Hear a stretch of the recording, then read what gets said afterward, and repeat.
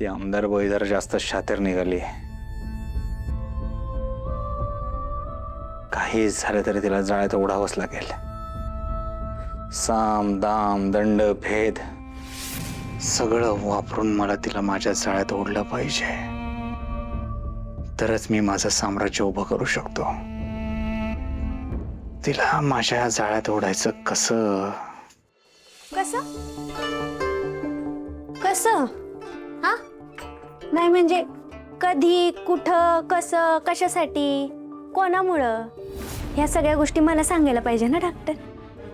भाईला नाही नाही मी पार्टनर आहे ना तुमची. तो भाई नाहीये.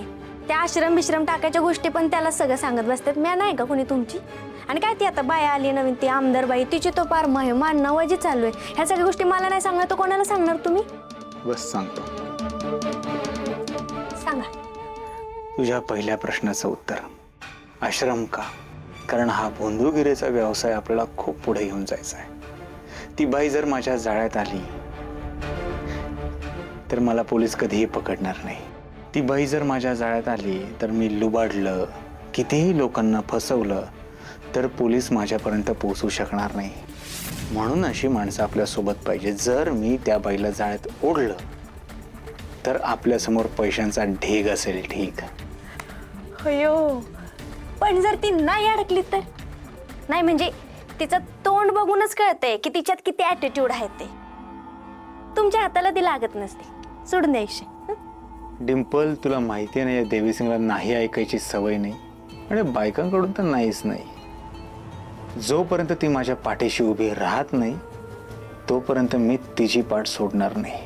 हे पण खरं आहे. समजा आपण असं समजूया की ती बाई तुमच्या हाताला लागली आणि तुम्ही म्हणाल तसं सगळं करायला लागली. पण जामकरांचं काय करणार तुम्ही. ते तर आहेच ना तुमच्या पाठीशी. डिंपल एकदा जर का ती आमदारबाई माझ्या जाळ्यात आली तर असे 100 जामकर मी खिशात घेऊन फिरू शकतो. कळलं.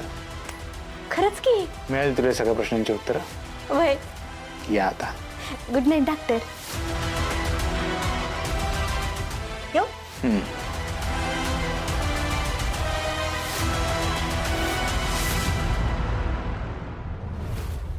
चला बोला काय काय लिहू.